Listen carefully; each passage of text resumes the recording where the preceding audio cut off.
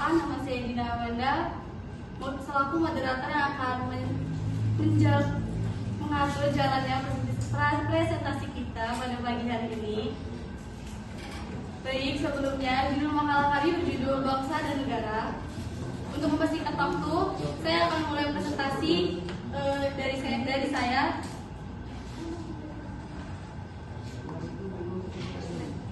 Yang pertama itu hakikat bangsa dan negara. Bangsa dalam pengertian sosial, bangsa memiliki dua pengertian, yaitu pengertian sosiologis dan antropologis. Lalu pengertian politis. Pengertian sosiologis antropologis adalah persekutuan hidup masyarakat yang berdiri sendiri, yang masing-masing anggota tersebut merasa satu kesatuan ras, bahasa, adat istiadat, dan agama. Nah, jadi mereka ini terbentuknya negara itu karena mereka merasa memiliki satu kesatuan yang sama agama, rasnya, suku, bangsa, dan adat istiadat. Selanjutnya, bangsa dalam pengertian politis adalah suatu masyarakat dalam suatu daerah yang sama dan mereka tunduk pada kedaulatan negaranya sebagai suatu kekuasaan tertinggi. Nah, jadi di pengertian politis ini mereka ini negaranya terbentuk karena adanya yang paling tinggi, kekuasaannya paling tertinggi. Baik, selanjutnya negara yang akan dijelaskan oleh Tegar.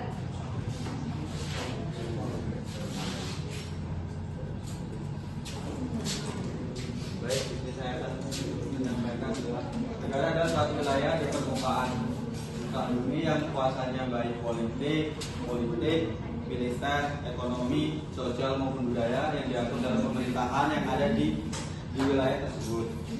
Nah, dalam konteks umum ataupun teori modern, negara terbagi dalam dua negara kesatuan, yaitu negara kesatuan dan negara sekitar. Secara sifat negara secara umum yaitu sifat memaksa atau monopoli dan sikap mencakup semuanya. Baik, selanjutnya tentang hakikat bangsa dan negara Indonesia yang akan dijelaskan oleh Aldo Maulana. Hakikat bangsa dan negara Indonesia dibagi menjadi tiga dari, yaitu dari kontrak sosial atau dari perjanjian masyarakat, beranggapan bahwa negara dibentuk berdasarkan perjanjian masyarakat dalam tradisi sosial masyarakat. Yang kedua, dari ketuhanan dikenal istilah doktrin. Dari ini ditemukan di timur maupun di belahan dunia barat. Yang ketiga, kekuatan negara terbentuk karena adanya dominasi negara kuat melalui penjajahan. Menurut dari ini, kekacauan menjadi penjajahan dari terbentuknya sebuah negara.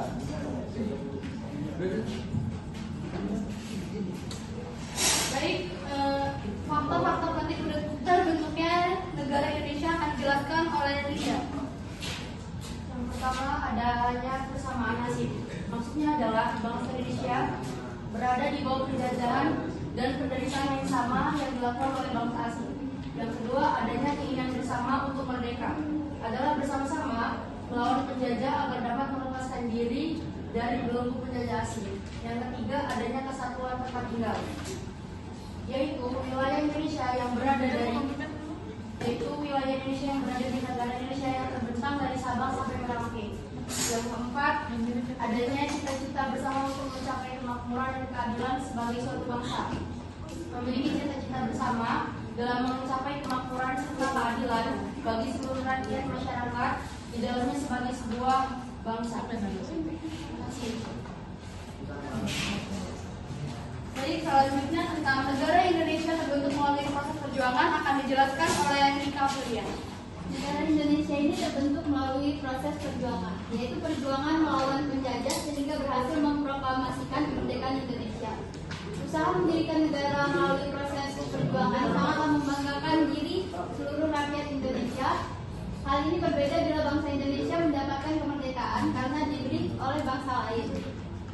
Rasa bangganya itu beda daripada kita dikasih dari bangsa lain. Kalau kita usaha sendiri kan rasanya lebih Aduh.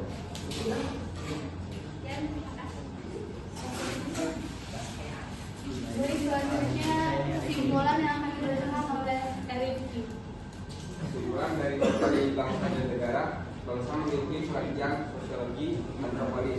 Sifat negara secara umum yaitu sifat memaksa, monopoli, dan sifat mencakup semua. Proses terbentuknya negara dibagi menjadi 3, yaitu teori kontrak sosial, teori kekuatan, dan teori ketuhanan. Negara Indonesia terbentuk melalui proses perjuangan. Baik, selanjutnya akan kami buka sesi tanya jawab. Kami akan mengambil 3 pertanyaan dari teman-teman semua. Baik, yang pertama, Apa yang dimaksud dengan politis? Makasih. apa yang dimaksud dengan politis? Baik, untuk pertanyaan kedua,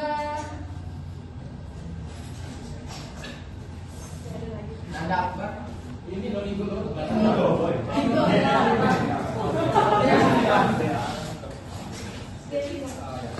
Pertanyaan tadi kan faktor yang menjadikan sebuah negara itu ada 4. Nah, jika salah satu faktor itu tidak ada, apakah bisa disebut sebuah negara? Sekian, terima kasih. baik, untuk pertanyaan terakhir, coba.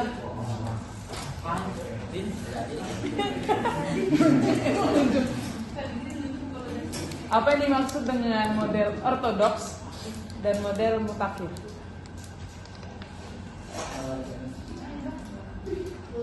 Ortodoks dan mutakhir.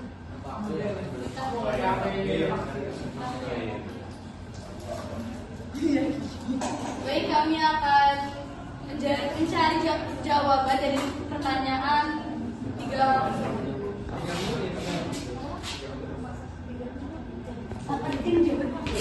Baik, saya akan menjawab pertanyaan dari Niko. Pertanyaannya, bagaimana jika faktor-faktor penting terbentuknya negara Indonesia tidak ada salah satunya?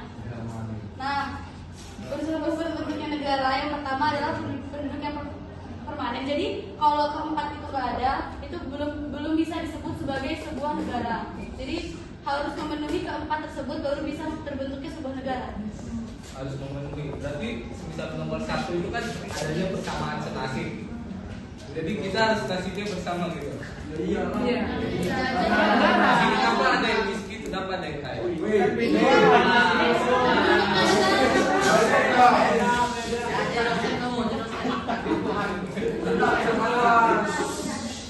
Coba kita dengarin dulu gimana?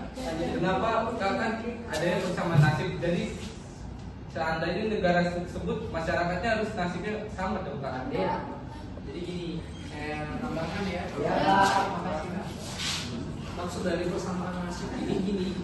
Jadi kan kita kan rakyat Indonesia sebelum sudah dijajah selama berapa tahun? Oleh Jepang berapa tahun? Oleh Jepang berapa tahun? Penjajahnya? Oleh Belanda? Jadi yang benar yang mana? Coba buka Pak. Jepang berapa tahun menjajah Indonesia? Presentasi kami pada pagi hari ini. Mohon maaf bila banyak kesalahan. Saya akhiri. Wassalamualaikum warahmatullahi wabarakatuh.